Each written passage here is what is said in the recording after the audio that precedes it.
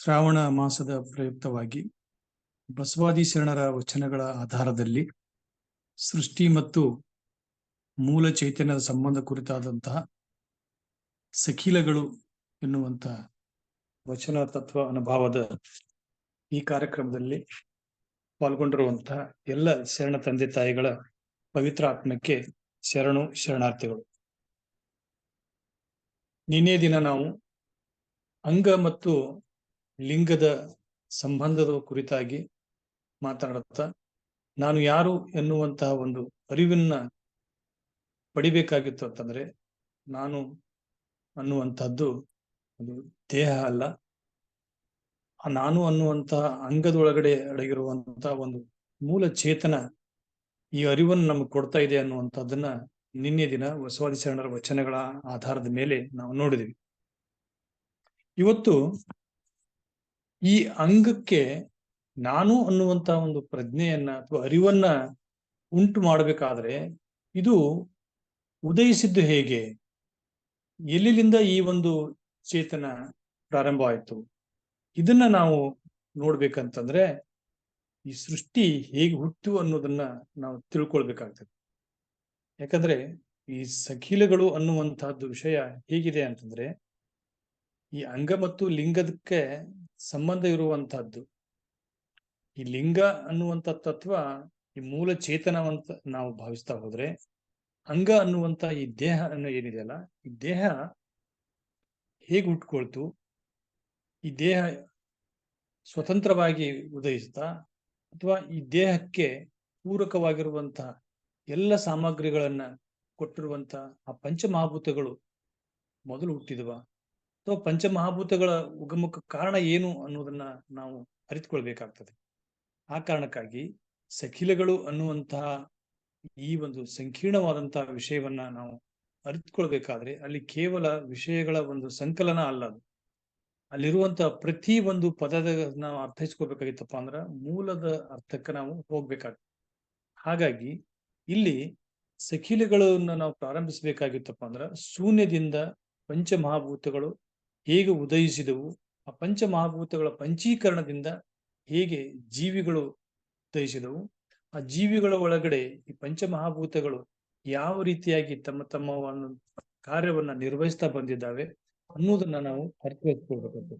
ಇಲ್ಲಿ ಸಖಿಲಗಳು ಅನ್ನೋದನ್ನ ಅರ್ಥೈಸ್ಕೋಬೇಕಾದ್ರೆ ಮೊದಲಿಗೆ ನಾವು ವಚನಕಾರರ ದೃಷ್ಟಿಯೊಳಗಡೆ ಸೃಷ್ಟಿ ಹೇಗಾಯ್ತು ಅನ್ನೋದನ್ನ ನಾವು ಇಲ್ಲಿ ನೋಡ್ತಾ ಹೋಗೋಣ. ಪ್ರಾರಂಭದಲ್ಲಿ ಈ ಸೃಷ್ಟಿಗೆ ಕಾರಣವಾಗಿರುವಂತಹದ್ದು 9 ಹಂತಗಳಲ್ಲಿ ಸೃಷ್ಟಿ ಉಗಮ ಆಗಿದೆ ಅಂತ ಹೇಳಿ ನಮ್ಮ ಶರಣರು ತಮ್ಮ ವಚನಗಳಲ್ಲಿ ಮತ್ತು ವಚನೇತರ ಸಾಹಿತ್ಯದಲ್ಲಿ ಸವಿಸ್ತಾರವಾಗಿ ಹೇಳ್ತಾ ಬರ್ತಾರೆ. ಎಲ್ಲಾ ವಚನಕಾರರು ಸಹ ಈ ಒಂದು ಹಂತವನ್ನೇ ಕ್ರಮಿಸ್ತಾ ಸೃಷ್ಟಿ ಉಗಮ ಆಗಿರುವಂತಹದ್ದು ಈ 9 ಹಂತಗಳನ್ನ ಕ್ರಮಿಸಿ ಅನ್ನುವುದನ್ನ ಸಾಬೀತುಪಡಿಸ್ತಾ ಇದ್ದಾರೆ. ಈ 9 ಹಂತಗಳು ಯಾವುವು ಅನ್ನೋದನ್ನ ನಾವು ನೋಡ್ತಾ ಹೋದ್ರೆ ಮೊದಲನೇದಾಗಿ ಶೂನ್ಯಲಿಂಗ ಅಂತ ಬರ್ತದೆ. ಶೂನ್ಯಲಿಂಗದೊಳಗೆ ಮತ್ತೆ ನಾವು 3 ರೀತಿಯಾದಂತಹ ಲಿಂಗಗಳನ್ನ ಇಲ್ಲಿ ವಿಭಾಗಿಸ್ತಾ ಹೋಗ್ತಾರೆ. ಎರಡನೆಯದಾಗಿ ಮಹಾಲಿಂಗ ಅಥವಾ ಪ್ರಣವ ಅಂತ ಕರೀತಾರೆ. ಮೂರನೆಯದು ಸಾಧಕ್ಯಗಳು. ಈ 3 ಅಂಶಗಳನ್ನ ನಾವು ಸರಿಯಾಗಿ ಅರ್ಥೈಸಿದರೆ ಮಾತ್ರ ಸಖಿಲಗಳ ಮುಂದಿನ ಅಧ್ಯಾಯ ನಮಗೆ ಅರ್ಥ ಆಗ್ತದೆ.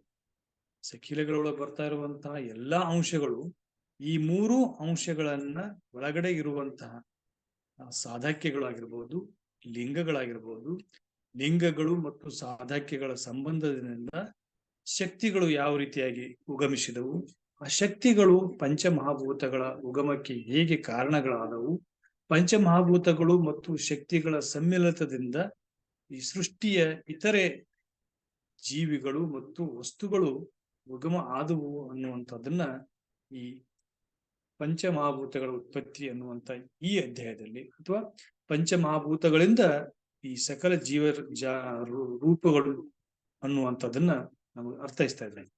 ಹಾಗಾಗಿ ಶೂನ್ಯಲಿಂಗ ಅನ್ನುವಂಥದ್ದು ಅದು ಸರ್ವಶೂನ್ಯ ನಿರಾಲಂಬ ಲಿಂಗದಿಂದ ಪ್ರಾರಂಭ ಆಗ್ತದೆ. ಪ್ರಾರಂಭದಲ್ಲಿ ಈ ಆಕಾಶ ಕಾಯಗಳಾಗಿರ್ಬೋದು, ಟೋಟಲಿ ಆಕಾಶ ಅನ್ನುವಂಥದ್ದು ಈ ಸೃಷ್ಟಿ ಅನ್ನುವಂಥ ಕಲ್ಪನೆನೇ ಇದ್ದಿದ್ದಿಲ್ಲ. ಆ ಒಂದು ಸ್ಥಿತಿಗೆ ಸರ್ವಶೂನ್ಯ ಅಂತ ಕರೀತಾರೆ. ಅಂದ್ರೆ ಯಾವುದ್ರ ಮೇಲೆ ಯಾವುದನ್ನು ಅವಲಂಬನೆ ಆಗದೆ ಇರುವಂತ ಒಂದು ಸ್ಥಿತಿ ಅದು. ಶೂನ್ಯ ಸ್ಥಿತಿ ಅಂತ ಕರೀತಾರೆ. ಸೃಷ್ಟಿ ನಾವು ವೈಜ್ಞಾನಿಕವಾಗಿ ಹೇಳ್ಬೇಕಂತಂದ್ರೆ 13.5 ಬಿಲಿಯನ್ ವರ್ಷಗಳ ಹಿಂದೆ ಸಂಭವಿಸಿರುವಂತಹ ಮಹಾಸ್ಫೋಟದಿಂದ ಉಗಮ ಆಗೈತಿ ಅಂತ ಹೇಳ್ತಾರೆ. ಈ ಮಹಾಸ್ಫೋಟದಕ್ಕಿಂತಲೂ ಪೂರ್ವದಲ್ಲಿ ಯಾವ ಸ್ಥಿತಿ ಇತ್ತು ಅನ್ನೋದನ್ನ ವಿಜ್ಞಾನಿಗಳಿಗೂ ಊಹೆ ಮಾಡೋದಕ್ಕೆ ಸಾಧ್ಯ ಆಗಿಲ್ಲ. ಆದ್ರೆ ನಮ್ಮ ವಚನಕಾರರು ಅವರಿಗಿಂತಲೂ ಒಂದು ಹೆಜ್ಜೆ ಮುಂದೆ ಹೋಗಿ ಸರ್ವಶೂನ್ಯ ನಿರಾಲಂಬ ಸ್ಥಿತಿ ಒಳಗಡೆ ಇತ್ತು ಅನ್ನುವಂಥದ್ದನ್ನ ಅವರು ಇಲ್ಲಿ ಅನೇಕ ವಚನಗಳಲ್ಲಿ ಆ ಒಂದು ಸ್ಥಿತಿಯ ಬಗ್ಗೆ ವಿವರವನ್ನು ನೀಡ್ತಾ ಹೋಗ್ತಾರೆ. ಬಹುಶಃ ಈ ಒಂದು ವಚನಗಳಲ್ಲಿ ಇರುವಂತ ಈ ಸರ್ವಶೂನ್ಯ ನಿರಾಲಂಬ ಸ್ಥಿತಿ ಏನಿದೆಯಲ್ಲ, ಇದು ಈ ಬಿಗ್ ಬ್ಯಾಂಗ್ ಥಿಯರಿ ಇನ್ನು ಹಿಂದ್ಗಡೆ ಯಾವ ರೀತಿಯಾಗಿ ದ್ರವ್ಯ ಇತ್ತು ಅಂದ್ರೆ ಇಲ್ಲಿ ಮ್ಯಾಟರ್ ಅಂಡ್ ಎನರ್ಜಿ ಅಂತ ಏನ್ ಕರಿತೀವಿ, ಈ ಮ್ಯಾಟರ್ ಮತ್ತು ಎನರ್ಜಿಗಳ ಸಮ್ಮಿಳಿತದಿಂದ ಅದು ರೀಫಾರ್ಮೇಶನ್ ಆಗಿ ಈ ರೀತಿಯಾದಂತ ಗ್ರಹ ನಕ್ಷತ್ರಗಳು ಆಕಾಶಕಾಯಗಳು ಟೋಟಲಿ ಆಗಿ ಈ ಜೀವಿಗಳಿಂದ ಉಂಟಾಗಿ ಅಂತಿಮವಾಗಿ ಜೀವಿಗಳು ಬರೋಕ್ಕಿಂತ ಹಿಂದಿನ ಸ್ಥಿತಿಯನ್ನ ಗಮನಿಸ್ತಾ ಹೋದ್ರೆ ಅದನ್ನ ನಾವು ಕ್ವಾಂಟಾ ಅಂತ ಕರೀತಾರೆ. ಅದನ್ನ ಆ ಸ್ಥಿತಿಗೆ ಹೋದಾಗ ಅಂತಂದ್ರೆ ಈಥರ್ ಸ್ಟೇಜ್ ಅಂತ ಕರಿತೀವಿ ಅಥವಾ ನೆಬುಲಾ ಅಂತ ಕರಿತೀವಿ. ಅದಕ್ಕಿಂತ ಹಿಂದಿನ ಸ್ಥಿತಿ ಒಳಗಡೆ ಇದ್ದಂತಹ ಅದನ್ನ ನಮ್ಮ ವಚನಕಾರರು ವಚನಗಳೊಳಗ ಬಹಳ ಸ್ಪಷ್ಟವಾಗಿ ವಿವರನ್ನ ಕೊಡ್ತಾರೆ. ಹೀಗೆ ಸರ್ವಶೂನ್ಯ ನಿರಾಲಂಬ ಸ್ಥಿತಿಗಳು ಬರುವಂತದ್ದು ನಂತರ ಅದು ಶೂನ್ಯಲಿಂಗಕ್ಕೆ ಬರ್ತದೆ. ಅಂದ್ರ ಟೇಕ್ಸ್ ಇಟ್ ಫಾರ್ಮ್, ಅದು ಒಂದು ರೂಪಕ್ಕೆ ಬರ್ತಾ ಇದೆ. ಆ ರೂಪಕ್ಕೆ ಬರುವಂತದ್ದನ್ನ ಶೂನ್ಯಲಿಂಗ ಅಂತ ಕರೀತಾರೆ. ಒಂದೊಂದಾಗಿ ನಾವು ಮುಂದೆ ನೋಡೋಣ. ಆಮೇಲೆ ಅದು ನಿಖಲ ಲಿಂಗಕ್ಕೆ ಬರ್ತದೆ. ಅಂದ್ರೆ ಅದೊಂದು ರೂಪಗೊಳ್ಬೇಕಾದಾಗ ಆ ಒಂದು ಶಕ್ತಿ ಮತ್ತು ವಸ್ತು ಅಂದ್ರೆ ಮ್ಯಾಟರ್ ಅಂಡ್ ಎನರ್ಜಿಗಳು ಸಮ್ಮಿಳಿತಗೊಂಡು ಅಲ್ಲಿಂದನೇ ಏನಾಗ್ತದಪ್ಪ ಅಂತಂದ್ರೆ ಸೃಷ್ಟಿಯೊಳಗಡೆ ಇರುವಂತ ಎಲ್ಲ ಕಾಯಗಳು ಉಗಮ ಆಗೋದಕ್ಕೆ ಕಾರಣ ಆಗ್ತವೆ. ಎಲ್ಲವಕ್ಕೂ ಪ್ರಾರಂಭದಲ್ಲಿ ಆದ ನಂತರ ಮಹಾಸ್ಫೋಟದ ಒಂದು ಸಿದ್ಧಾಂತ ಬರ್ತದೆ. ಮಹಾಸ್ಫೋಟ ಸಿದ್ಧಾಂತದೊಳಗಡೆ ಸ್ಫೋಟ ಸಂಭವಿಸಿದ ಮೇಲೆ ಏನಾಗ್ತದೆ ಅಂತಂದ್ರೆ ಒಂದು ರೀತಿಯಾದಂತಹ ತರಂಗಗಳು ಅಥವಾ ಧ್ವನಿಗಳು ಹೊರಹೊಮ್ಮುತ್ತವು. ಆ ಧ್ವನಿಗಳೇ ಇವತ್ತು ಆಕಾಶಕಾಯದಲ್ಲಿ ನಾವು ಗಮನಿಸ್ತಾ ಇರುವಂತಹ ಪ್ರಣವ ಅಂದ್ರೆ ಈ ಓಂಕಾರ ಅಂತ ಏನಾವು ಕರಿತೀವಲ್ಲ ಅದನ್ನು ಬರ್ತದೆ. ಅಲ್ಲಿಂದನೇ ಆ ಓಂಕಾರದಿಂದ ಅಥವಾ ಆ ವೇವ್ಸ್ ಗಳಿಂದ ಅವು ಕಾಂಪ್ರೆಸ್ ಆಗಿ ಏನಾಗ್ತದಪ್ಪ ಅಂತಂದ್ರೆ ವಸ್ತುಗಳು ಅಂತಂದ್ರೆ ಟೋಟಲಿ ಘನೀಕೃತವಾದಂತಹ ಗ್ರಹ ನಕ್ಷತ್ರಗಳು ಉಗಮ ಆಗ್ತವೆ. ಅದಕ್ಕೆ ಮಹಾಲಿಂಗ ಅಂತ ಕರೀತಾರೆ ಶರಣರು. ಈ ಮಹಾಲಿಂಗದಿಂದಲೇ ಎಲ್ಲದು ಉಗಮ ಆಯಿತು. ಆ ಲಿಂಗದ ಅಂಶವೇ ಎಲ್ಲ ಸಕಲ ಜೀವರಾಶಿಗಳಲ್ಲಿ, ಅದು ಗ್ರಹಗಳಲ್ಲಾಗಿರ್ಬೋದು ನಕ್ಷತ್ರಗಳಲ್ಲಾಗಿರ್ಬೋದು ಅವುಗಳ ನಂತರ ಜನಿಸಿರುವಂತ ಜೀವಿಗಳಾಗಿರ್ಬೋದು ಸಸ್ಯಗಳಾಗಿರ್ಬೋದು ಅವರೆಲ್ಲವೂ ಸಹ ಈ ಮಹಾಲಿಂಗದ ಅಂಶವು ಇನ್ನೂ ಸಹ ಏನಪ್ಪಾ ಅಂತಂದ್ರೆ ಪ್ರವಹಿಸ್ತಾ ಇದೆ ಅಂತ ಹೇಳ್ತಾರೆ.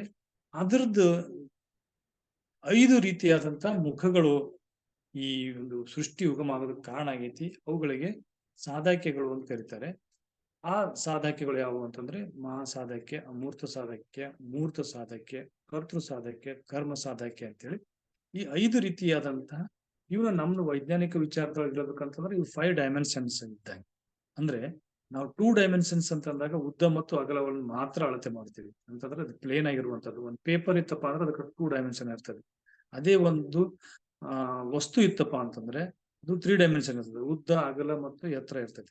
ಹಾಗೆ ನಾವು ಒಂದು ವಿಶ್ವವನ್ನ ಅರ್ಥೈಸ್ಕೊಳ್ಬೇಕಾಗಿತ್ತಪ್ಪ ಅಂತಂದ್ರೆ ಈ 3 ಡೈಮೆನ್ಷನ್ಗಿಂತ ಆಚೆ ಇರುವಂತದ್ದು 4 ಡೈಮೆನ್ಷನ್ಸ್ ಬಗ್ಗೆ ಐನ್ಸ್ಟೀನ್ ಮತ್ತು ಸ್ಟೀಫನ್ ಹಾಕಿನ್ಸ್ ಅವರು ಹೇಳ್ತಾ ಇದ್ರು. ಅಂದ್ರೆ ಕಾಲ ಅನ್ನುವಂಥದ್ದು 4ನೇ ಆಯಾಮವನ್ನು ಸಹ ನಾವು ಗಣನೆಗೆ ತೆಗೆದುಕೊಂಡಾಗ ಈ ಸೃಷ್ಟಿಯ ಬಗ್ಗೆ ಸಮಗ್ರವಾಗಿ ಅರ್ಥೈಸ್ಕೊಳ್ಳೋದು ಸಾಧ್ಯ ಆಗ್ತದೆ ಅಂತ ಹೇಳಿ. ಆದ್ರೆ ಇಲ್ಲಿ ನಮ್ಮ ಶರಣರು ಹೇಳ್ತಾರೆ ಆ ಸಾಧ್ಯಕ್ಕೆ ಅಮೂರ್ತ ಸಾಧಕ್ಯ, ಮೂರ್ತ ಸಾಧಕ್ಯ, ಕರ್ತೃ ಸಾಧಕ್ಯ, ಕರ್ಮ ಸಾಧಕ್ಯ ಅಂತೇಳಿ 5 ಡೈಮೆನ್ಷನ್ ಒಳಗ ಈ ಸೃಷ್ಟಿಯನ್ನು ಅವರು ಅರ್ಥೈಸ್ಕೊಳ್ಳೋದಕ್ಕೆ ಪ್ರಯತ್ನಿಸಿದ್ದಾರೆ ಅನ್ನೋದನ್ನ ನೋಡುವುದು. ಹಾಗಾಗಿ ಈ ಸೃಷ್ಟಿ ಹೇಗೆ ಉಂಟಾಯ್ತು ಹೇಳಿದೆ. ಫಸ್ಟಿಗೆ ಸರ್ವಶೂನ್ಯ ನಿರಾಲಂಬ ಸ್ಟೇಜ್ನೊಳಗೆ ಇತ್ತು ಅಂತೇಳಿ. ಸರ್ವಶೂನ್ಯ ನಿರಾಲಂಬ ಸ್ಥಿತಿ ಅಂತಂದ್ರೆ ಅಂತಹ ಸ್ಥಿತಿ ಅದು ಅಂದ್ರೆ ಟೋಟಲಿ ಯಾವುದೇ ರಚನೆ ಆಗಿರೋದಿಲ್ಲ. ಇವತ್ತು ನಾವು ಭೂಮಿ ಮೇಲೆ ಜೀವಿಗಳನ್ನು ನೋಡ್ತಾ ಇರೋದು 5,000 ವರ್ಷಗಳ ಹಿಂದೆ ನಾವು ಮನುಷ್ಯನ ಒಂದು ನಾಗರಿಕತೆಯನ್ನ ನೋಡ್ತಾ ಬರ್ತೀವಿ. ಅದಕ್ಕಿಂತ ಹಿಂದಿನ ವಿಚಾರಕ್ಕೆ ತೆಗೆದುಕೊಂಡಾಗ ಮನುಷ್ಯನಕ್ಕಿಂತ ಹಿಂದೆ ವಾನರ ಸ್ಥಿತಿ ಇತ್ತು. ಅದು ಹೋಮೋಸಿಪಿಯನ್ಸ್ ಯುಗದ ಅಂತ ಕರಿತೀವಿ. ಅದಕ್ಕಿಂತ ಹಿಂದ್ಗಡೆ ನಾವು ಡೈನೋಸರ್ಸ್ಗಳ ಯುಗವನ್ನು ಹೋಗ್ತೀವಿ.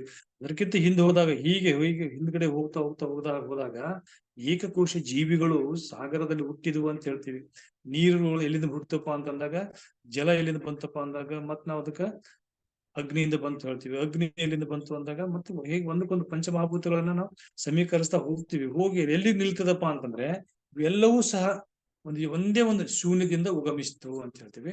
ಆ ಶೂನ್ಯ ಉಗಮಕ್ಕೆ ಕಾರಣವಾಗುವುದು ಯಾವುದಪ್ಪ ಅಂದ್ರೆ ಅದು ನಿರಾಲಂಬ ಸ್ಥಿತಿ. ಅದು ಯಾವುದ್ರಲ್ಲೂ ಅವಲಂಬನೆ ಇರದಂತ ಉಗಮಿಸಿರುವಂತದ್ದು. ಬಹುಶಃ ಇಷ್ಟು ಡಿಟೇಲ್ ಆಗಿ, ಇಷ್ಟೊಂದು ವೈಜ್ಞಾನಿಕವಾಗಿ ಯಾವ ದರ್ಶನ ಶಾಸ್ತ್ರದೊಳಗೂ ಸಹ ಸೃಷ್ಟಿಯ ಉಗಮದ ಬಗ್ಗೆ ನಮಗೆ ಮಾಹಿತಿ ಸಿಗುವುದಿಲ್ಲ. ಅಷ್ಟೊಂದು ವೈಜ್ಞಾನಿಕವಾಗಿ ಮತ್ತು ವೈಚಾರಿಕವಾಗಿ 12ನೇ ಶತಮಾನದಲ್ಲಿ ನಮ್ಮ ಬಸವಾದಿ ಶರಣರು ಈ ಸೃಷ್ಟಿಯ ಉಗಮದ ಬಗ್ಗೆ ಚಿಂತನೆ ಮಾಡಿದ್ದಾರೆ. ಅವ್ರು ಎಷ್ಟು ನಿಖರವಾಗಿ ಚಿಂತನೆ ಮಾಡಿದ್ದಾರೆ ಅಂದ್ರೆ, ಇವತ್ತು ಆಧುನಿಕ ಖಗೋಳ ವಿಜ್ಞಾನಿಗಳು ಏನು ತಾವು ಕಂಡುಕೊಂಡಂತಹ ಖಗೋಳಿಕ ಸತ್ಯಗಳನ್ನ ಹೇಳ್ತಾ ಹೋಗ್ತಾರೆ, ಅವೆಲ್ಲವೂ ಸಹ ನಮ್ಮ ವಚನದೊಳಗ ಸಿಗ್ತಾ ಇದೆ. ಅದು ವಚನಗಳನ್ನ ನಾವು ಬಹುಶಃ ಆ ಖಗೋಳ ವಿಜ್ಞಾನಿಗಳಿಗೆ ಏನಾದ್ರು ನಾವು ಪರಿಚಯ ಮಾಡಿಕೊಟ್ಟಿದ್ರೆ ಅವರು ನಿಜಕ್ಕೂ ಸಹ ಬೆರಗಾಗುವ ಮಟ್ಟದಲ್ಲಿ ವಚನಕಾರರು ಈ ಭೌಗೋಳಿಕ ಮತ್ತು ಖಗೋಳಿಕ ವಿಚಾರಗಳನ್ನ ನಮಗೆ ಕೊಟ್ಟಿದ್ದಾರೆ. ಈ ಸರ್ವಶೂನ್ಯ ನಿರಾಲಂಬ ಅನ್ನುವಂಥದ್ದನ್ನೇ ಇವತ್ತಿಗೆ ಕ್ವಾಂಟಮ್ ಫಿಸಿಕ್ಸ್ನವರು ಅದನ್ನ ಆ ಸ್ಟೇಜ್ ಬಗ್ಗೆ ಸ್ಟಡಿ ಮಾಡ್ತಾ ಇದ್ದಾರೆ. ಅಂದ್ರೆ ಈ ಶಕ್ತಿ ಯಾವ ರೂಪದಲ್ಲೂ ಪ್ರವಹಿಸ್ತಾ ಇದೆ. ಒಂದ್ಸರ್ತಿ ಡ್ಯುಯಲ್ ನೇಚರ್ ಆಫ್ ಲೈಟ್ ಅಂತ ಕರಿತೀವಿ. ಅಂದ್ರೆ ಒಂದ್ಸರ್ತಿ ಅದು ಅಲೆಗಳ ರೂಪದಲ್ಲಿ ಹೋಗ್ತದೆ, ಒಂದ್ಸರಿ ಕಣಗಳ ರೂಪದಲ್ಲಿ ಹೋಗ್ತದೆ. ಕಣಗಳ ರೂಪದಲ್ಲಿ ಹೋಗ್ತದೆ ಮತ್ತು ಅಲೆಗಳ ರೂಪದಲ್ಲಿ ಹೋಗ್ತದೆ ಅಂದಾಗ, ಅಲೆಗಳ ರೂಪದಲ್ಲಿ ಹೋಗ್ತಾ ಇರ್ಬೇಕಾದಾಗ ಯಾವ್ದಾದ್ರು ಒಂದು ಅಬ್ಸರ್ವರ್ ಇತ್ತಪ್ಪ ಅಂದ್ರೆ ಅದು ತನ್ನನ್ನ ಪಾತ್ನ ಚೇಂಜ್ ಮಾಡ್ತೈತಿ ಅಂತೇಳಿ ಇತ್ತೀಚೆಗೆ ಹೇಳ್ತಾರೆ. ಹಾಗೆ ಈ ಸರ್ವಶೂನ್ಯ ನಿರಾಲಂಬ ಸ್ಥಿತಿ ಅಂದ್ರೆ ಇವೆಲ್ಲವೂ ಫಾರ್ಮೇಶನ್ ಆಗಿತ್ತು ಪೂರ್ವದಲ್ಲಿನೂ ಒಂದು ಸ್ಥಿತಿ ಒಳಗಿತ್ತು ಅಂತ. ಈ ಜಗತ್ತು ಎಲ್ಲವೂ ಸಹ ಒಂದೇ ಒಂದು ಅಣುವಿನೊಳಗೆ ಇತ್ತು. ಆ ಅಣುವಿನೊಳಗಿಂದ ಆ ಅಣು ಫಾರ್ಮೇಶನ್ ಆಗೋದನ್ನ ಶೂನ್ಯ ಲಿಂಗ ಸ್ಥಿತಿ ಅದು. ಹಾಗೆ ಇವೆಲ್ಲ ನಮಗೆ ಇವತ್ತು ಗೋಚರಿಸ್ತಾ ಇರುವಂತ ಈ ಪಂಚಮಹಾಭೂತಗಳು ಇವೆಲ್ಲವೂ ಸಹ ಒಂದ್ರೊಳಗಿತ್ತು ಅನ್ನೋದು ತೋಂಟದ ಸಿದ್ಧಲಿಂಗ ಶ್ರೀಗಳು ಹೇಳ್ತಾರೆ ನೋಡ್ರಿ. ಪೃಥ್ವಿ, ಅಪ್ಪು, ತೇಜ, ವಾಯು, ಆಕಾಶ, ಚಂದ್ರ, ಸೂರ್ಯ, ಆತ್ಮನೆಂಬ ಅಷ್ಟತನು ಮೂರ್ತಿ ಸ್ವರೂಪಗೊಳ್ಳದಂದು. ಇವೇನದವಲ್ಲ ಇವು ಅಷ್ಟ 8 ವಸ್ತುಗಳು, ಇವುಗಳು ಸಹ ಫಾರ್ಮೇಶನ್ ಆಗಿದ್ದ ಪೂರ್ವದಲ್ಲಿ ನಾನು ನೀನೆಂಬ ಭ್ರಾಂತ ಸೂತಕ ಹುಟ್ಟದಂದು, ನಾಮ ರೂಪ ಕ್ರಿಯೆಗಳು ಏನೂ ಇಲ್ಲದಂದು ಸರ್ವಶೂನ್ಯವಾಗಿದ್ದೆಯಲ್ಲ ನೀನು ಆಲಿಂಗ ಗುರು ಶಿವಸಿದ್ದೇಶ್ವರ ಪ್ರಭುವೇ ಹೇಳ್ತಾರ ಅವ್ರು. ಈಗೇನ್ ಈ ಪೃಥ್ವಿ, ಅಪ್ಪು, ತೇಜ, ವಾಯು, ಆಕಾಶ ಅನ್ನೋದು ಇತ್ತೀಚೆಗೆ ಅಂತಂದ್ರೆ ಅವಕ್ಕಿಂತಲೂ ಪೂರ್ವದಲ್ಲಿ ಸ್ಟೇಜ್ ಒಳಗೆ ಏನಿದೆಯಪ್ಪ ಅಂತಂದ್ರೆ ಏನು ಸರ್ವಶೂನ್ಯವಾಗಿರ್ದೆಯಲ್ಲ ನೀನು ಅಂತ. ಸರ್ವಶೂನ್ಯ ಸ್ಟೇಜ್ನಾಗ ನೀನಿದ್ದಿ ಅಂದ್ರೆ ಇಲ್ಲಿ ನಾವು ಒಂದು ಅರ್ಥೈಸ್ಕೋಬೇಕು. ವಚನಕಾರರು ಬಳಸಿರುವಂತ ನೀನು ಅನ್ನುವಂತ ಪದ ಅದು ವ್ಯಕ್ತಿ ಸೂಚಕ ಅಲ್ಲ.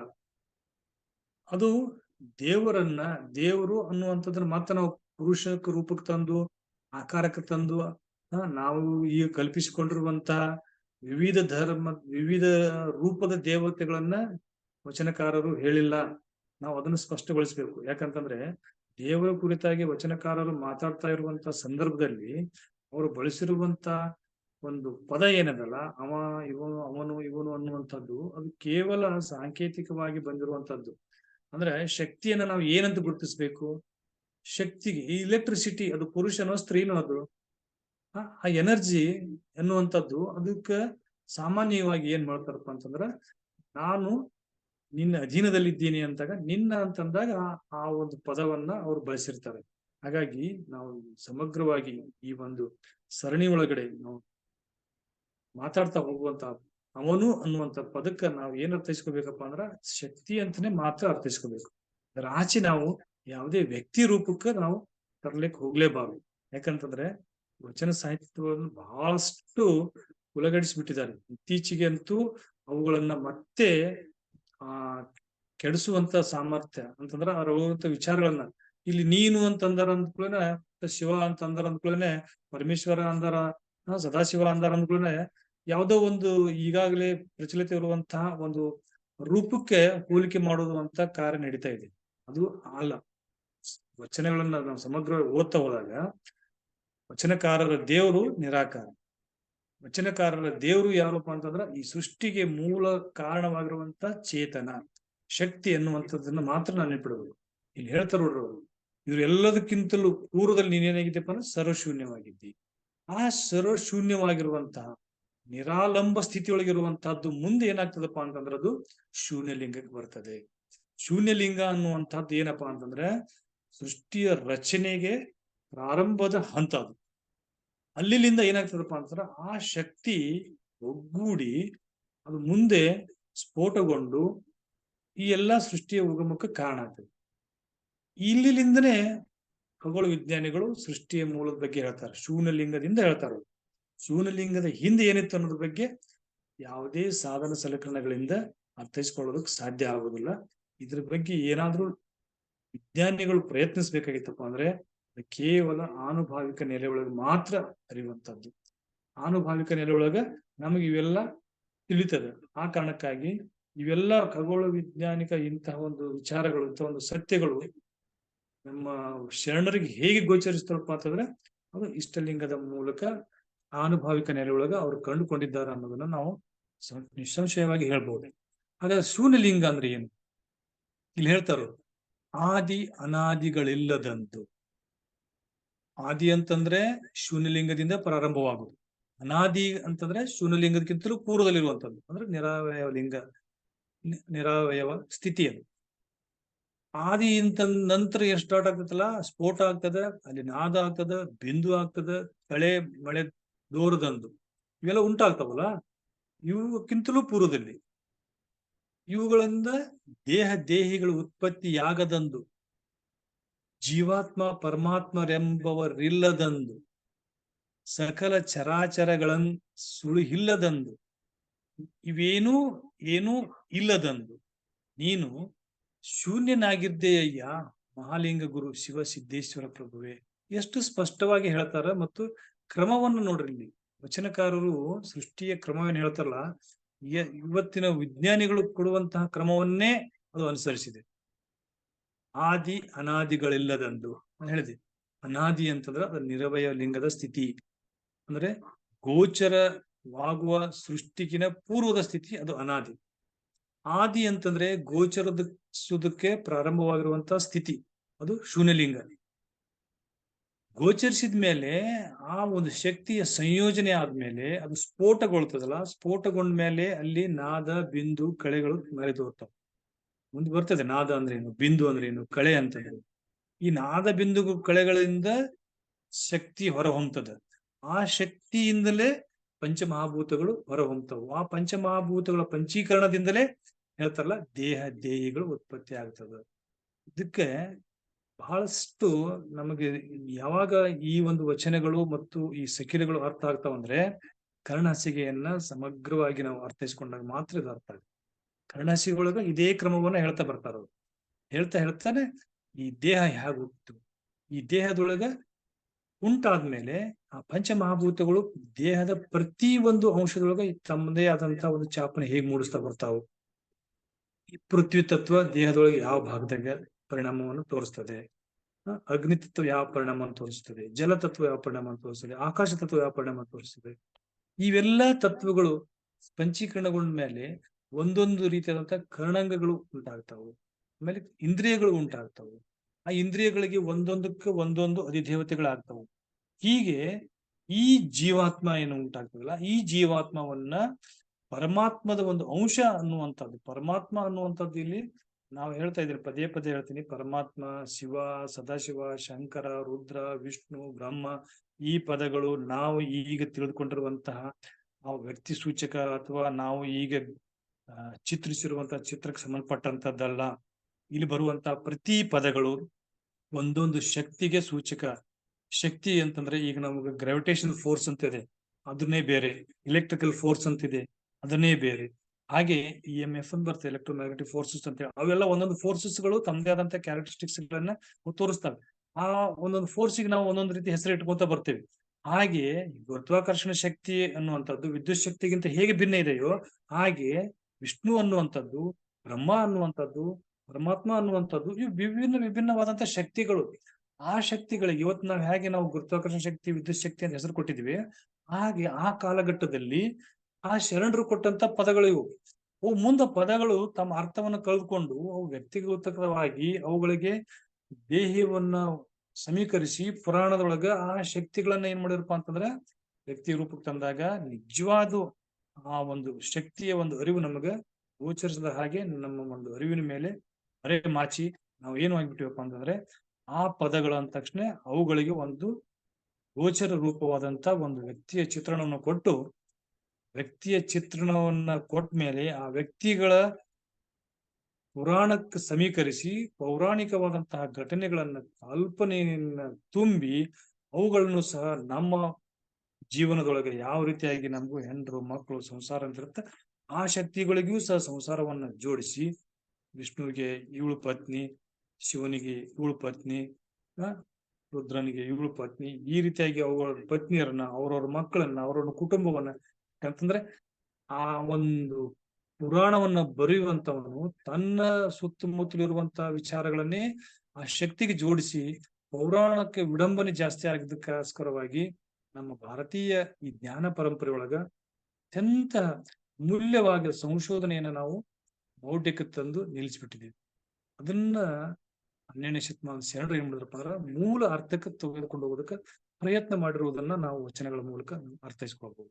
ಹಾಗಾಗಿ ಜೀವಾತ್ಮ ಪರಮಾತ್ಮರೆಂಬರಿಲ್ಲದಂದು ಅಂತ ಹೇಳ್ತಾರಲ್ಲ, ಇದು ಜೀವಾತ್ಮ ಅನ್ನುವಂಥದ್ದು ಅಂತರಂಗದೊಳಗ ಪ್ರವಹಿಸ್ತಾ ಇರುವಂತ ಚೇತನ, ಪರಮಾತ್ಮ ಅನ್ನುವಂಥದ್ದು ಬಾಹ್ಯವಾಗಿ ಚಲಿಸ್ತಾ ಇರುವಂತ ಚೇತನ. ಇವೆರಡೂ ಭಿನ್ನವಲ್ಲ. ಜೀವಾತ್ಮ ಅನ್ನುವಂಥದ್ದು ಅಂಗಕ್ಕೆ ಸಂಬಂಧಪಟ್ರೆ ಪರಮಾತ್ಮ ಅನ್ನುವಂಥದ್ದು ಲಿಂಗಕ್ಕೆ ಸಂಬಂಧಪಡ್ತದೆ. ಈ ಜೀವಾತ್ಮ ಪರಮಾತ್ಮರ ಸಂಬಂಧವನ್ನೇ ಹೇಳುವಂತದ್ದೇ ಸಕಿಲಗಳು. ಬಹಳ ಸಕಿಲ ಇಷ್ಟು ಅರ್ಥಪೂರ್ಣವಾಗಿರುವಂತ ಒಂದು ಸಂಕಲನ ಅಂತಂತಂದ್ರೆ ಇದ್ರೊಳಗಡೆ ನಾವು ನೋಡ್ತಾ ಹೋದಾಗೆ ಎಷ್ಟೊಂದು ಅವಿನಾಭಾವವಾಗಿ ಪ್ರಕೃತಿ ಜೊತೆಗೆ ನಮ್ದು ಒಂದು ಸಂಬಂಧ ಐತೆ ಅನ್ನೋದು ನಮ್ಗೆ ಅರ್ಥ ಆಗ್ತದೆ. ಪ್ರಕೃತಿ ಒಳಗಿರುವಂತಹ ಎಲ್ಲವೂ ಸಹ ಒಂದು ಅಣುವು ಸಹ ನಮಗೆ ಸಂಬಂಧಪಟ್ಟಿರುವಂಥದ್ದು. ಯಾಕಂದ್ರೆ ಆ ಅಣುವಿನೊಳಗಡೆ ಸಂಚರಿಸಿರುವಂತಹ ಚೇತನ ನಮ್ಮೊಳಗಡೆ ಸಂಚರಿಸುವ ಚೇತನದ ಮಧ್ಯದಲ್ಲಿ ಸಂಬಂಧ ಇದೆ. ಆ ಸಂಬಂಧದ ಆಧಾರದ ಮೇಲೇನೆ ಅದು ನಮ್ಮ ಮೇಲೆ, ನಮ್ಮ ಜೀವನದ ಮೇಲೆ ಅದು ಪರಿಣಾಮವನ್ನು ಬೀರ್ತದೆ. ಇವತ್ತು ಆಧುನಿಕ ವಿಜ್ಞಾನಿಗಳು ಕ್ವಾಂಟಮ್ ಫಿಸಿಕ್ಸ್ ನಲ್ಲಿ ಎಲ್ಲ ಸೈಂಟಿಸ್ಟ್ಗಳು ಅದನ್ನೇ ಹೇಳ್ತಾರೆ. ನಮ್ಮ ಸುತ್ತಮುತ್ತಲು ಇರುವಂತ ಪ್ರತಿಯೊಂದು ಅಣುವಿನಿಂದ ಉಂಟಾಗಿರುವಂತ ವಸ್ತುಗಳು ನಮ್ಮ ಮೇಲೆ ಪರಿಣಾಮವನ್ನು ಬೀರ್ತಾವೆ, ನಮ್ಮ ಮೇಲೆ ಪ್ರಭಾವವನ್ನು ಬೀರ್ತಾವು. ನಾವು ನೋಡ್ತಾ ಇರುವಂತಹ ವ್ಯಕ್ತಿಗಳು ನಮ್ಮ ಮೇಲೆ ಪ್ರಭಾವ ಬೀರ್ತಾರೆ. ಆ ಪ್ರಭಾವಕ್ಕೆ ಇರುವಂತ ಸಂಬಂಧವನ್ನೇ ಕ್ವಾಂಟಮ್ ಫಿಸಿಕ್ಸ್ ಒಳಗಡೆ ಇವತ್ತಿಗೆ ಸ್ಟಡಿ ಮಾಡ್ತಾ ಇದ್ದಾರೆ. ಅದನ್ನೇ ಇಲ್ಲಿ ಸಕಿಲೆಗಳು ಹೇಳ್ತಾ ಹೋಗ್ತವೆ. ಸಕಿಲೆಗಳ ಬಗ್ಗೆ ಅಧ್ಯಯನ ಮಾಡಕ್ ಹೋದಾಗ ಅದೇ ರೀತಿಯಾಗಿ ಕ್ವಾಂಟಮ್ ಫಿಸಿಕ್ಸ್ ನಲ್ಲಿ ಇವತ್ತಿನ ಲೇಟೆಸ್ಟ್ ರೀತಿಯ ಡೆವಲಪ್ಮೆಂಟ್ಸ್ ಅನ್ನು ಸ್ಟಡಿ ಮಾಡಿದಾಗ ಬಹಳ ಸಾಮ್ಯತೆಯನ್ನು ಕಂಡು ಬಂತು. ಎಷ್ಟು ನಮ್ಮ ವಚನಕಾರರು ಈ ಜೀವಾತ್ಮ ಪರಮಾತ್ಮದ ಸಂಬಂಧವನ್ನು ಕುರಿತಾಗಿ ಅದನ್ನ ಅರ್ಥೈಸ್ಕೊಂಡಿದ್ರಲ್ಲ, ಅದನ್ನೇ ಇವತ್ತು ನಾವು ವೈಜ್ಞಾನಿಕವಾಗಿ ಸಾಬೀರ್ಪಡಿಸೋದಕ್ಕೆ ನೋಡ್ತಾ ಇದ್ದೇವೆ. ಹಾಗಾಗಿ ಈ ವಚನಗಳನ್ನ ವೈಜ್ಞಾನಿಕವಾಗಿ ನೋಡುವುದು ಇವತ್ತು ಬಹಳಷ್ಟು ಅವಶ್ಯಕತೆ ಐತೆ ಅಂತ ಭಾವಿಸ್ತೀನಿ. ಇದು ಹೇಳ್ತಾರಲ್ಲ, ಇವೆಲ್ಲದಕ್ಕಿಂತ ಪೂರ್ವದಲ್ಲಿ ನೀನೇನಾಗಿದ್ದೆ ಅಂದ್ರೆ ಶೂನ್ಯನಾಗಿರ್ದೇಯ. ಶೂನ್ಯನಾಗಿರ್ದೆ ಅಂತ ಹೇಳೋದನ್ನ ಇವತ್ತು ವಿಜ್ಞಾನಿಗಳು ಪ್ರಿಮೇಟಿವ್ ಅಟಮ್ ಅಂತ ಕರೀತಾರೆ. ಅದನ್ನೇ ಅಂದ್ರೆ ಆದಿ ಮೂಲ ಪರಮಾಣು ಅಂತ ಹೇಳ್ತಾರ. ಈ ಆದಿ ಮೂಲ ಪರಮಾಣು ಸ್ಫೋಟಗೊಂಡೇ ಮಹಾಸ್ಫೋಟದಿಂದ ಇದೆಲ್ಲ ಉಂಟಾಗಿದೆ. ಅಲ್ಲಂ ಪ್ರಭುಗಳು ಇವತ್ತು ಮೋಚನದಲ್ಲಿ ಹೇಳ್ತಾರೆ, ಆದಿ ಆಧಾರವಿಲ್ಲದಂದು, ಹಮ್ಮು ಬಿಮ್ಮುಗಳಿಲ್ಲದಂದು, ಸುರಾಳ ನಿರಾಳವಿಲ್ಲದಂದು, ಶೂನ್ಯ ನಿಶೂನ್ಯವಿಲ್ಲದಂದು, ಸಚರಾಚರವೆಲ್ಲ ರಚನೆಗೆ ಬಾರದಂದು, ವೈಶ್ವರ ನೀನೊಬ್ಬನೇ ಇದ್ದೆಯಲ್ಲ ಇಲ್ಲದಂತೆ. ಈ ಕೊನೆಯ ಸಾಲನ್ನು ನಾವು ಗಮನಿಸ್ಬೇಕು. ಇದ್ದೆಯಲ್ಲ, ನೀನೊಬ್ಬನೇ ಇದ್ದೆಯಲ್ಲ ಇಲ್ಲದಂತೆ ಅಂತ ಹೇಳ್ತಾರೆ. ಅಂದ್ರೆ ಈ ಪ್ರಿಮೇಟಿವ್ ಅಟಮ್ ಅನ್ನುವಂಥದ್ದು ಯಾವ ರೀತಿಯಾಗಿತ್ತಪ್ಪ ಅಂತಂದ್ರ ಅದು ಎಲ್ಲ ರಚನೆಗೆ ಬರೋಕ್ಕಿಂತ ಪೂರ್ವದಲ್ಲಿ ಅದು ಒಂದೇ ಇತ್ತು. ಅದು ಹೇಗಿತ್ತು? ಇಲ್ಲದಂತೆ. ಈ ಇಲ್ಲದಂತೆ ಅನ್ನುವಂಥದ್ದನ್ನೇ ಶೂನ್ಯ ಅಂತ ಹೇಳ್ತಾರೆ. ಶೂನ್ಯ ವಚನಕಾರರು ಶೂನ್ಯ ಅಂತಂದ್ರೆ ಜೀರೋ, ನಾವು ಮ್ಯಾಥಮೆಟಿಕಲ್ ಆಗಿ ಹೇಳುವಂತ ಜೀರೋ ಅಲ್ಲ. ಶೂನ್ಯ ಅಂತಂದ್ರೆ ಏನೂ ಇಲ್ಲ ಅಂತ ಅಲ್ಲ, ಇಲ್ಲಿ ಎಲ್ಲವನ್ನೂ ಒಳಗೊಂಡಿರುವಂಥದ್ದು. ಈ ಎಲ್ಲವೂ ರಚನೆಗೆ ಬರುವುದಕ್ಕೆ ಪೂರಕವಾಗಿರುವಂತಹ ಪದಾರ್ಥವನ್ನ ಹಿಡಿದಿಟ್ಟುಕೊಂಡಿರುವಂತಹ ಚೇತನವನ್ನೇ ಶೂನ್ಯ ಅಂತ ಕರೀತಾರೆ. ಶೂನ್ಯ ಅಂತಂದ್ರೆ ಎಲ್ಲದ್ರ ಮೂಲ ಅದು. ಎಲ್ಲವೂ ಅದ್ರ ಒಳಗಡೆ ಅಡಗಿದೆ ಅಂತ ಅರ್ಥ. ಅದ್ರ ಒಳಗಡೆ ಎಲ್ಲವೂ ಸಹ ಅಗೋಚರವಾಗಿ ಅಡಗಿದ್ದು ಅದು ಹೇಳ್ತಾರಲ್ಲ, ಉಲಹಿದಾಗ ಅಂತಂದ್ರ ಅದು ಸೃಷ್ಟಿ ಮಾಡ್ಬೇಕು ಅನ್ನುವಂತ ಒಂದೇ ಒಂದು ಚಿತ್ತ ಶಕ್ತಿ ಒಳಗೆ ಬಂದ ಮೇಲೆ, ನಾನು ಆಸಕ್ತಿ ಅನ್ನುವಂಥ ಪದ ಬಳಸುವಂತದ್ದು ಪರಮಾತ್ಮ ಅನ್ನುವಂಥ ಸಾಮಾನ್ಯ ಅರ್ಥಕ್ಕೆ ನಾವು ಅದನ್ನ ಸಮೀಕರಿಸಿಕೊಳ್ಬಹುದು. ಸೃಷ್ಟಿ ಮಾಡ್ಬೇಕು ಅನ್ನುವಂಥದ್ದು ಅಂತರ ಮಾಡ್ಬೇಕು ಅಂತಂದ್ರೆ ಮತ್ ನಾವು ವ್ಯಕ್ತಿಗತ ಅಂತ ಅರ್ಥೈಸ್ಕೋಬಾರ್ದು. ಆ ಒಂದು ಸಮಯ ಬಂದಾಗ, ಆ ಒಂದು ಕಾಲಘಟ್ಟದೊಳಗೆ ಅದು ಏನಾಯ್ತಪ್ಪ ಅಂದ್ರೆ ಸ್ಫೋಟಗೊಳ್ತೈತೆ. ಸ್ಫೋಟಗೊಂಡ ಮೇಲೆನೆ ಉಂಟಾಗಿರುವಂತಹ ಈ ಆಕಾಶಗಳು ಮತ್ತು ಈ ಟೈಮ್ ಅಂಡ್ ಸ್ಪೇಸಸ್ ಅದ್ರೊಳಗಡೆನೆ ಇತ್ತು. ಇದಕ್ಕೂ ವಿಶಾಲವಾಗಿ ಹರಡಿಕೊಳ್ಳೋದಕ್ಕೆ ಬೇಕಾಗದಂತ ಆಕಾಶ ಬೇಕಲ್ಲ, ಸ್ಪೇಸ್ ಬೇಕಲ್ಲ, ಆ ಸ್ಪೇಸು ಸಹ ಅದ್ರೊಳಗಡೆ ಇತ್ತಂತಾರೆ. ಅದು ಯಾವ ಸ್ಟೇಜ್ ನಲ್ಲಿ ಇತ್ತು, ಯಾವ ಸ್ಥಿತಿ ಒಳಗಿತ್ತು ಅನ್ನೋದನ್ನ ನಾವು ಅರ್ಥೈಸ್ಕೋಬೇಕಾಗ್ತದೆ. ಅದನ್ನೇ ಹೇಳ್ತಾರೆ ಅವರು, ಆದಿ ಆಧಾರವಿಲ್ಲದಂದು.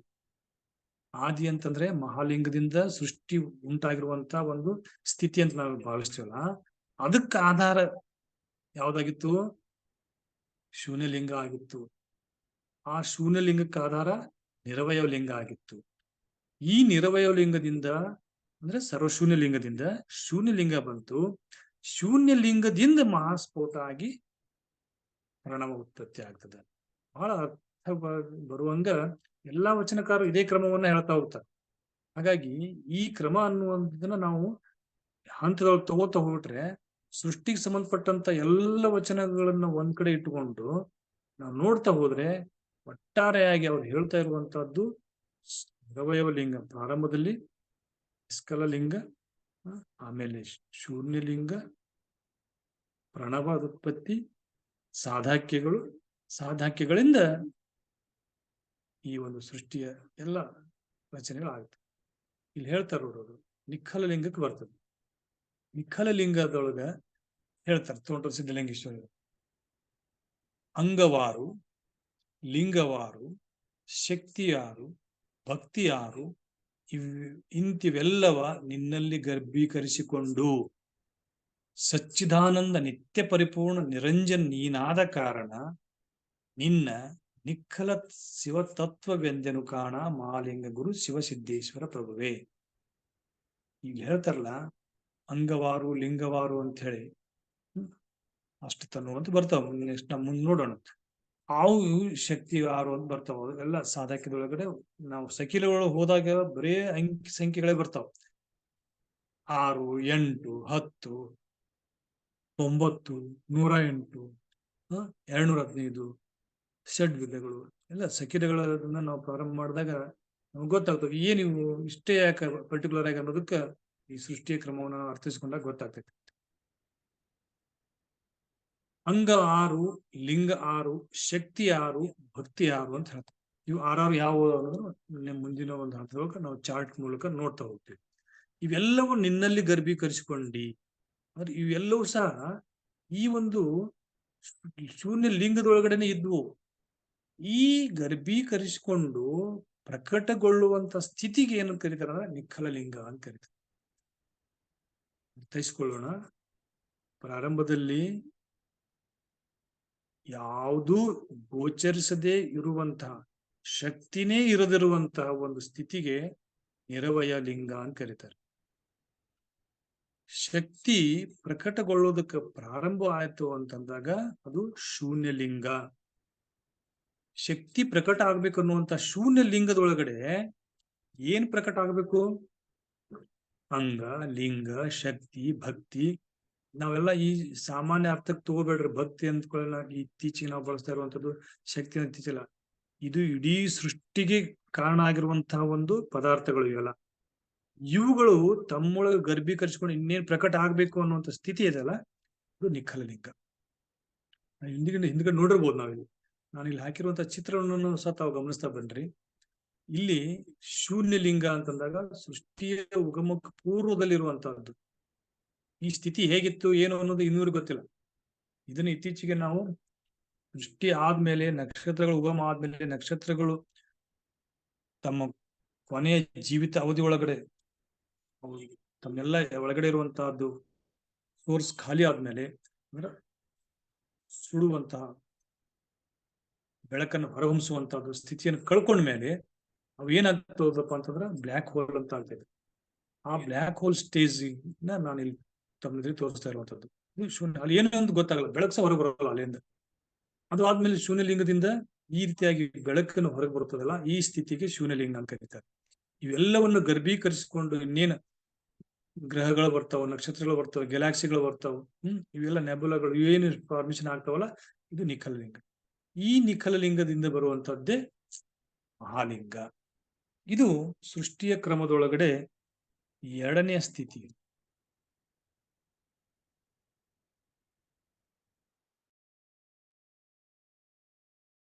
ಇಲ್ಲಿ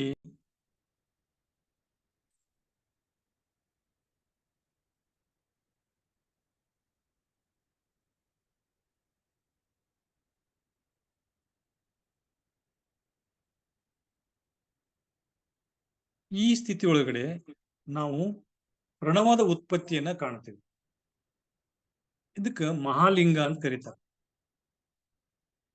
ಇದು ಎರಡನೇ ಮುಖ್ಯ ಘಟ್ಟ. ಸೃಷ್ಟಿಯ ಮೊದಲನೇ ಘಟ್ಟದೊಳಗಡೆ ನಿಖಲಲಿಂಗ, ಎರಡನೇ ಘಟ್ಟದೊಳಗ ಮಹಾಲಿಂಗ, ಮೂರನೇ ಘಟ್ಟಗಳ ಸಾಧಕ್ಯಗಳು ಅಂತ ಬರ್ತದೆ. ಈ ಮಹಾಲಿಂಗದನ್ನ ತೋಂಟ ಸಿದ್ಧಲಿಂಗೇಶ್ವರ ಹೇಳ್ತಾರೆ. ಮಹಾಲಿಂಗ ಅಂತಂದ್ರೆ ಪ್ರಣವ ಅಂತಂದ್ರೆ ಅದು ಒಂದು ಸ್ಫೋಟ ಆಗುವಂತ ಸ್ಥಿತಿ. ಸ್ಫೋಟ ಆದ್ಮೇಲೆ ಅಲ್ಲಿ ಏನ್ ಬರ್ತದಪ್ಪ ಅಂತಂದ್ರ ನಾದ ಬರ್ತದೆ ಹೊರಗಡೆ. ಸ್ಫೋಟ ಆಯ್ತು ಅಂತಂದ್ರಾಗ ಸಿಡಿದು ಹೋಗಿರುವಂತ ದ್ರವ್ಯಗಳು ಬರ್ತವೆ. ಅವುಗಳು ಒಂದು ಕಡೆ ಸಂಕಲಿಸ್ತಾವಲ್ಲ, ಅವು ಕಳೆ ಉಂಟಾಗ್ತದೆ.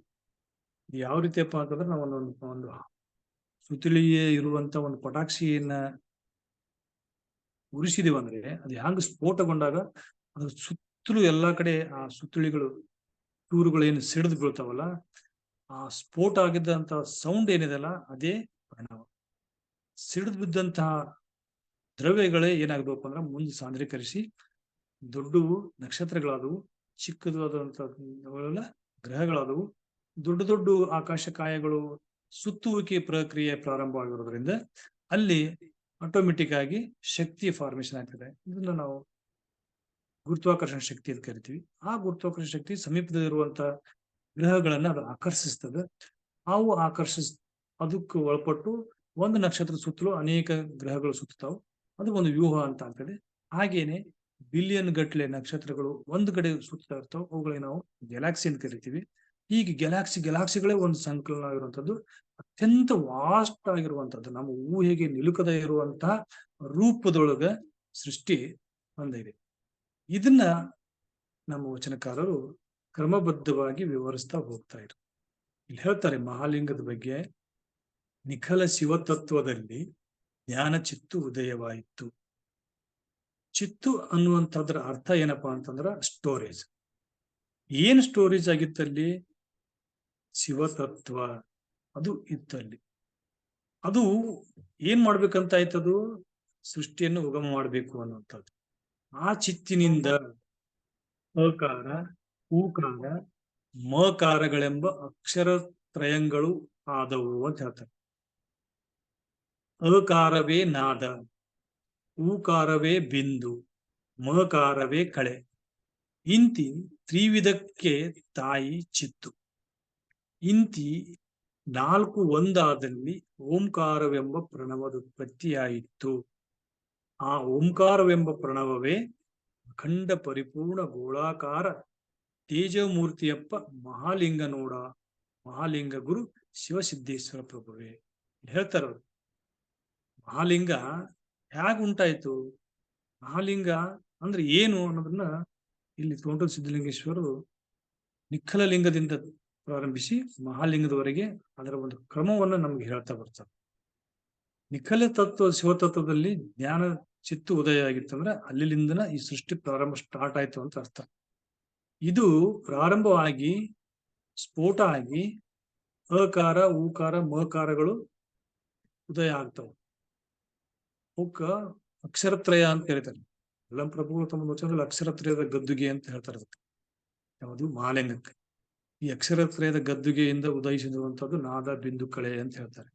ಅಂದ್ರೆ ಸ್ಫೋಟ ಆದಂತ ಸಂದರ್ಭದಿಂದ ಉಂಟಾಗಿರುವಂತದ್ದು. ಈ ನಾದ, ಬಿಂದು, ಕಳೆ ಅನ್ನುವಂಥದ್ರ ಬಗ್ಗೆನೇ ಮಾತಾಡೋರು ಒಂದು ಅವಧಿಯನ್ನು ಮಾತಾಡ್ಬೇಕಾಗ್ತದೆ. ಯಾಕಂದ್ರೆ ಅಷ್ಟು ಒಂದು ವೈಜ್ಞಾನಿಕವಾಗಿ ಇರುವಂತ ವಿಚಾರ ಇದು. ಇದನ್ನೇ ನಮ್ಮ ವಚನಕಾರರು ಅಷ್ಟೇ ವೈಜ್ಞಾನಿಕ ತತ್ವದಿಂದನೇ ಅದನ್ನ ವಿವರಿಸ್ತಾ ಬರ್ತಾರೆ. ಈ ನಾವು ನೋಡ್ತಾ ಇರುವಂತಹ ಎಲ್ಲ ವಸ್ತುಗಳಿಗೂ ಸಹ ಅವು ತಮ್ಮದೇ ಆದಂತ ಒಂದು ಕಂಪನವನ್ನು ಸೂಚಿಸ್ತಾವ ಅಂತ ಹೇಳ್ತೈತಿ ಕ್ವಾಂಟಮ್ ಫಿಸಿಕ್ಸ್. ಆ ಸೃಷ್ಟಿಸಿರುವಂತಹ ಕಂಪನವೇ ಅದು ನಾದ. ಅಂದ್ರೆ ಇನ್ನೂ ಅದ್ರೊಳಗಡೆ ಇದೆ ಅಂತ ಅರ್ಥ. ಸೃಷ್ಟಿಯ ಪ್ರಾರಂಭದಲ್ಲಿ ಉಂಟಾದಂತ ಮಹಾಸ್ಫೋಟದ ಆ ಒಂದು ನಾದ ಏನದಲ್ಲ, ಪ್ರತಿ ಅಣುವಿನೊಳಗೂ ಸಹ ಇದೆ ಅದು. ಆ ನಾದದ ಆಧಾರದ ಮೇಲೆನೆ ಅವುಗಳಿಗೆ ತಮ್ಮದೇ ಆದಂತ ಒಂದು ಶಕ್ತಿಯನ್ನು, ಕ್ಷೇತ್ರವನ್ನ ತಾವು ಉಂಟು ಮಾಡ್ತಾವು. ಆ ಶಕ್ತಿ ಕ್ಷೇತ್ರಕ್ಕೆ ನಾವು ಎಲೆಕ್ಟ್ರೋಮ್ಯಾಗ್ನೆಟಿಕ್ ಫೋರ್ಸ್ ಅಂತ ಕರಿತೀವಿ. ಅದು ಆ ಫೋರ್ಸ್ ಒಂದ್ ಕಡೆ ಕಂಬೈಂಡ್ ಆಯ್ತಪ್ಪ ಅಂದ್ರೆ, ಒಂದ್ ಕಡೆ ಕೂಡ್ತಪ್ಪ ಅಂದ್ರೆ ಅದಕ್ಕೆ ಬಿಂದು ಅಂತ ಕರಿತೀವಿ ನಾವು. ಆ ಬಿಂದು ಏನಾಗ್ತದಪ್ಪ ಅಂದ್ರೆ ಘನೀಕೃತ ಆದಾಗ ಅದು ಕಳೆಯ ರೂಪದಲ್ಲಿ ಅದು ಹೊರಬರೋದಕ್ಕೆ ಸಾಧ್ಯ ಆಗ್ತೈತಿ. ಇವುಗಳು ನಾದ, ಬಿಂದು, ಕಳೆಗಳೇ ಇವತ್ತು ನಮಗೆ ಗೋಚರಿಸ್ತಾ ಇರುವಂತ ಸೃಷ್ಟಿಗೆ ಕಾರಣ ಆಗಿರುವಂತದ್ದು. ಇವುಗಳೆಲ್ಲವೂ ನಾದ, ಬಿಂದು, ಕಳೆಗಳಿಗೆ ಸೃಷ್ಟಿ ಮಾಡೋದಕ್ಕೆ ಮೇನ್ ಚಿತ್ತು ಅಂತ ಏನಿತ್ತಲ್ಲ, ಇವು ನಾಲ್ಕು ಒಂದಾದಾಗ ಓಂಕಾರ ಅಂತ ಹೊರಹೊಮ್ಮತೈತಿ ಅಂತ ಹೇಳ್ತಾರೆ. ಆ ಓಂಕಾರಕ್ಕೆ ಸಂಬಂಧಪಟ್ಟಂಗ ಅಥವಾ ಅದು ಪ್ರಣವ ಅಂತ ಕರಿತೀವಿ, ಪ್ರಣವಕ್ಕೆ ಸಂಬಂಧಪಟ್ಟಂಗ ಆ ಪ್ರಣವ ಯಾವ ಆಕಾರದಲ್ಲಿ ತಗೊಂಡಿತ್ತು ಅಂತಂದ್ರೆ ಗೋಲಾಕಾರ ಅಂತ ಹೇಳ್ತಾರೆ. ಬಹಳ ಸ್ಪಷ್ಟವಾಗಿ ಹೇಳ್ತಾರೆ, ಅಖಂಡ ಪರಿಪೂರ್ಣ ಗೋಲಾಕಾರ ತೇಜೋಮೂರ್ತಿಯಪ್ಪ ಮಹಾಲಿಂಗ ನೋಡ. ಇಲ್ಲಿ ಗೋಲಾಕಾರ ಅನ್ನುವಂತ ಶಬ್ದ ಯಾಕೆ ನಮಗ ಅಷ್ಟೊಂದು ಗಮನಕ್ಕೆ ಬರ್ತೈತೆ ಅಂತಂದ್ರೆ, 20ನೇ ಶತಮಾನದವರೆಗೂ ಸಹ ನಮ್ಮ ಭೂಮಿ ಮೇಲೆ ಇರುವಂತ ಅನೇಕ ಧಾರ್ಮಿಕ ಗ್ರಂಥಗಳು ಮತ್ತು ಧರ್ಮದ ಒಂದು ಪಥದೊಳಗೆ ಈ ಭೂಮಿ ಚಪ್ಪಟೆ ಆಗಿದೆ ಅಂತ ನಂಬ್ತಾ ಇದ್ದಾರೆ. ಫ್ಲಾಟ್ ಅರ್ತ್ ಫಾರ್ಮ್ ಅಂತ ಇನ್ನೂ ಅದೇ, ಅವ್ರು ಇನ್ನೂ ಭೂಮಿ ಚಪ್ಪಟೆ ಆಗಿದೆ, ಗೋಳಾಕಾರ ಆಗಿಲ್ಲ ಅಂತ ನಂಬ್ತಾರೆ. ಭೂಮಿನೇ ಕೇಂದ್ರ, ಭೂಮಿ ಸುತ್ತಲೂ ಎಲ್ಲಾ ಗ್ರಹ ನಕ್ಷತ್ರಗಳು ಸುತ್ತಾವು ಅಂತ ನಂಬಿರುವಂತ ಕಾಲ ಅದು. ಗೆಲಿಲಿಯೋ ಬರುವವರೆಗೂ ಸಹ, ಕೋಪರ್ನಿಕಸ್ ಟೆಲಿಸ್ಕೋಪ್ ಕಂಡು ಹಿಡಿದು ತೋರಿಸುವವರೆಗೂ ಸಹ, ಕೋಪರ್ನಿಕಸ್, ಗೆಲಿಲಿಯೋ, ಕೆಪ್ಲರ್ ಇಂಥ ವಿಜ್ಞಾನಿಗಳು 17-18ನೇ ಶತಮಾನದೊಳಗೆ ಬರುವವರೆಗೂ ಸಹ ಭೂಮಿನೇ ಕೇಂದ್ರ ವ್ಯವಸ್ಥೆ ಅಂತ ನಂಬ್ಕೊಂಡು ಬಂದಿತ್ತು. ಆ ಭೂಮಿಯ ಸುತ್ತಲೂ ಎಲ್ಲಾ ಗ್ರಹ ನಕ್ಷತ್ರ ಸುತ್ತಾವು, ಭೂಮಿನೇ ಕೇಂದ್ರ ಅಂತ ನಂಬಿದಂತ ಇಂತಹ ಕಾಲಘಟ್ಟದಲ್ಲಿ, ಇಂತಹ ಪಾಶ್ಚಿಮಾತ್ಯರ ಮಧ್ಯದಲ್ಲಿ ಇದೆಲ್ಲದಕ್ಕೂ ಮೂಲ ಏನಪ್ಪಾ ಅಂತಂದ್ರೆ ಈ ಗೋಲಾಕಾರವಾಗಿರುವಂತ ಒಂದು ಅಖಂಡ ಪರಿಪೂರ್ಣವಾಗಿರುವಂತದ್ದು ಒಂದು ಶಕ್ತಿ ಐತಿ. ಸೂರ್ಯನು ಮೀರಿರುವಂತದ್ದನ್ನ ಚಿಂತನೆ ಮಾಡಿರುವಂತದ್ದು ಇಲ್ಲಿ. ಸೂರ್ಯ ಅನ್ನುವಂಥದ್ದು ಒಂದು ಬಾಲಕರು ಅಂತ ಹೇಳ್ತಾರೆ, ಅದೇನವ್ರ ಒಂದು ವಚನದಲ್ಲಿ. ಈ ಚಿತ್ ಬ್ರಹ್ಮಾಂಡ ಎಂಬ ಭಾಂಡದಲ್ಲಿ ಸುತ್ತುತ್ತಿದ್ದವೆ ಅಖಂಡ ಅಸಂಖ್ಯಾತ ಬ್ರಹ್ಮಾಂಡಗಳು, ಅದರೊಳಗೆ ಸೂರ್ಯ ಚಂದ್ರರು ಬಾಲಕರು ಅಂತ ಹೇಳ್ತಾರೆ.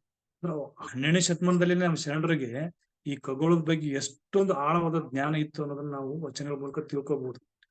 ಆ ಕಾರಣಕ್ಕಾಗಿ ಇತರೆ ಭೂಮಿ ಮೇಲಿರುವಂತ ಎಷ್ಟೋ ಧರ್ಮಗಳು, ಎಲ್ಲಾ ಧರ್ಮಗಳು ಪ್ರಾರಂಭವಾಗುವುದು ಸೃಷ್ಟಿ ಹೇಗಾಯ್ತು ಅನ್ನುವಂಥದ್ರಿಂದನೇ ತಮ್ಮ ಒಂದು ಧಾರ್ಮಿಕ ವಿಚಾರಗಳನ್ನ ತಗೊಂಡ್ಬರ್ತಾವ. ಕೆಲವು ಧರ್ಮಗಳು ಸೃಷ್ಟಿ 20ನೇ ದಿವಸದಾಗ ಆಯ್ತು, ಇಷ್ಟೇ ದಿವಸದೊಳಗಾಯ್ತು, ಈ ಭೂಮಿ ಮೇಲೆ ಮನುಷ್ಯರನ್ನ ತಂದು ಹಾಕಿದ್ರು, ಅವ್ರಿಗೆ ಮೊದಲಿಗೆ ಇಬ್ರೇ, ಒಂದು ಗಂಡು ಒಂದು ಹೆಣ್ಣು ತಂದು ಬಂದು, ಈ ರೀತಿಯಾದಂತ ಬಾಲಿಸ ಕಥೆಗಳುಳ್ಳಂತಹ ಧರ್ಮದ ಮಧ್ಯದಲ್ಲಿ ನಾವು ವೈಜ್ಞಾನಿಕವಾಗಿ ಹೇಳಿರುವಂತಹ ವಿಚಾರಗಳನ್ನು ಹೊಂದಿರುವಂತಹ ವಚನಗಳನ್ನ ಇನ್ನೂ ಸಹ ಸರಿಯಾಗಿ ಅರ್ಥೈಸ್ಕೊಳ್ಳೋದನ್ನೇ ಇರುವಂತಹ ದುರಂತದ ಅಂತ ಅನ್ಸುತ್ತೆ. ನಾವು ಈ ವಚನಗಳನ್ನು ವೈಜ್ಞಾನಿಕವಾಗಿ ಅರ್ಥೈಸಿಕೊಂಡು ಜಗತ್ತಿಗೆ ತೋರ್ಪಡಿಸಿದ್ರೆ, ಜಗತ್ತಿಗೆ ತಿಳಿಸಿದ್ರೆ ಖಗೋಳ ವಿಜ್ಞಾನಿಗಳಿಗೆ ಎಷ್ಟೋ ಸಹಾಯ ಮಾಡಿದಂಗೆ ಆಗ್ತೈತೇನೋ. ಇರ್ಲಿ, ಇಲ್ಲಿ ಅಖಂಡ ಪರಿಪೂರ್ಣ ಗೋಳಾಕಾರದಲ್ಲಿ ತೇಜೋಮೂರ್ತಿಗಳ ರೂಪದೊಳಗೆ ಮಹಾಲಿಂಗ ಇತ್ತು ಅಂತ ಹೇಳ್ತಾರೆ. ಈ ಮಹಾಲಿಂಗ ಓಂಕಾರ ಉತ್ಪತ್ತಿ ಆಗಿರುವುದು ಯಾವ ರೀತಿ ಅನ್ನೋದನ್ನ ಕ್ರಮವನ್ನ ಹೇಳ್ತಾ ಇಲ್ಲಿ ಹೋಗ್ತಾರೆ. ಫಸ್ಟಿಗೆ ಸರ್ವಶೂನ್ಯ ನಿರಾಲಂಬ ಲಿಂಗ ಇತ್ತು, ಆಮೇಲೆ ಶೂನ್ಯಲಿಂಗ ಬಂತು, ಶೂನ್ಯಲಿಂಗದಿಂದ ಮಹಾಲಿಂಗ ಬಂತು, ಮಹಾಲಿಂಗದಿಂದ ನಿಖಲ ಲಿಂಗ ಬಂತು, ನಿಖಲ ಲಿಂಗದಿಂದ ಚಿತ್ತು ಉದಯ ಆಯ್ತು. ಚಿತ್ತು ಅ ಉ ಮ ಅನ್ನುವಂತ 3 ಅಕ್ಷರಗಳಲ್ಲಿ ಅಂದ್ರೆ ನಾದ, ಬಿಂದು, ಕಳೆಯನ್ನ ಉಂಟಾಯ್ತು. ಅಂದ್ರೆ ಟೋಟಲ್ ಇಲ್ಲಿಂದ ಮಹಾಸ್ಫೋಟ ಆಯ್ತು ಅಂತ ಅರ್ಥ. ಇವತ್ತು ನಾವು ಖಗೋಳ ವಿಜ್ಞಾನ, ಈ ಸೃಷ್ಟಿ ಬಗ್ಗೆ, ಯೂನಿವರ್ಸ್ ಹೇಗೆ ನಾವು ಡೆವಲಪ್ಮೆಂಟ್ ಆಯ್ತು, ಒರಿಜಿನ್ ಆಫ್ ಲೈಫ್ ಅಥವಾ ಒರಿಜಿನ್ ಆಫ್ ಯೂನಿವರ್ಸ್ ನಾವು ಸರ್ಚ್ ಮಾಡಿದ್ರೆ ಗೂಗಲ್ದಾಗ ನಮ್ಗೆ ಸಿಗೋದು ಇಲ್ಲಿಂದನೇ. ಯಾವುದು ಈ ಅ ಉ ಮ ನಾದ, ಬಿಂದು, ಕಳೆ ಅಥವಾ ಓಂಲಿಂದ ಉತ್ಪತ್ತಿ ಆಗುತ್ತೆ. ಹಿಂದಿನ ಬಗ್ಗೆ ಅವ್ರ ಬಗ್ಗೆ ಏನು ಮಾತಾಡಿದ್ರು. ಇವನ್ ಸ್ಟಿಫನ್ ಹಾಕಿನ್ಸ್ ಸಹ ಹೇಳ್ಬೇಕಾದಾಗ ಇದ್ರ ಹಿಂದ್ಗಡೆ ಇತ್ತು ಏನಿತ್ತು ಅನ್ನೋದನ್ನ ಅರ್ಥೈಸ್ಕೋಬೇಕು ಇನ್ನು ನಾವು ಅಂತ ಹೇಳ್ತಾನೆ. ಹಾಗೆ ಈ ನಾದ, ಬಿಂದು, ಕಳೆಯಿಂದ ಉಂಟಾಗಿರುವಂತಹ ಈ ಓಂಕಾರ ಇದು ಸಕಲ ಸೃಷ್ಟಿಗೆ ಕಾರಣವಾಗಿದೆ. ಹೀಗೆ ಮಹಾಲಿಂಗ ಅಥವಾ ಪ್ರಣವದ ಉತ್ಪತ್ತಿ ಆಯ್ತು ಅನ್ನುವಂಥದ್ದನ್ನ ಕ್ರಮಬದ್ಧವಾಗಿ ವೈಜ್ಞಾನಿಕವಾಗಿ ವಚನಕಾರರು ನಮಗೆ ಕೊಟ್ಟಿದ್ದಾರೆ.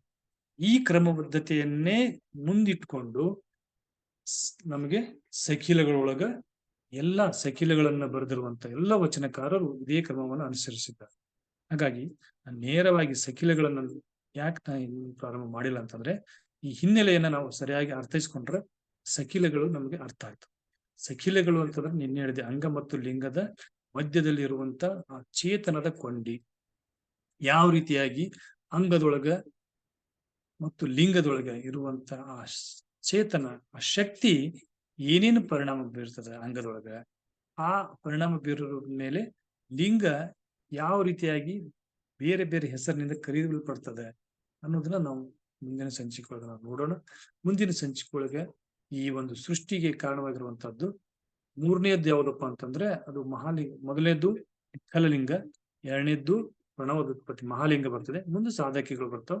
ಮುಂದಿನ ಸಂಚಿಕೆ ಒಳಗೆ ಸಾಧಕಿಗಳನ್ನ ನೋಡಿದ ನಂತರ ನಾವು ಸಖಿಲಗಳು ಯಾವ್ಯಾವು, ಯಾರು ಸಖಿಲಗಳನ್ನ ಬರೆದರು, ಯಾರ್ಯಾರ ಸಖಿಲಗಳು ಎಷ್ಟೆಷ್ಟು ಸಖಿಲಗಳ ಬಗ್ಗೆ ಹೇಳ್ತಾವು ಅಂದ್ರೆ, ಸಖಿಲಗಳು ಕೆಲವು 3 ಅಂಶದಿಂದ 5 ಅಂಶದಿಂದ ಷಡ್ವಿಧ ಸಖಿಲಗಳು, ಅಷ್ಟವಿಧ ಸಖಿಲಗಳು, 108 ಸಖಿಲಗಳು, 112 ಸಖಿಲಗಳು, 96 ಸಖಿಲಗಳು, 218 ಸಖಿಲಗಳು, ಹೀಗೆ ಸಖಿಲಗಳು ಬರ್ತವೆ. ಆ ಸಖಿಲಗಳೊಳಗೆ ಬರುವಂತ ಒಂದೊಂದು ಅಂಶವನ್ನು ನಾವು ಸಮಗ್ರವಾಗಿ ಅರ್ಥೈಸ್ಕೊಂಡಾಗ ಮಾತ್ರ ಸಖಿಲಗಳು ಅರ್ಥ ಆಗ್ತಾವೆ.